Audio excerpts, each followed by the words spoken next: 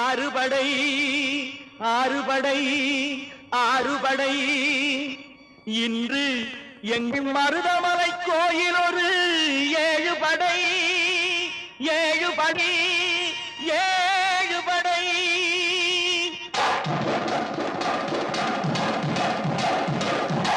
மருதமலைக்கு நீங்க வந்து பாருங்க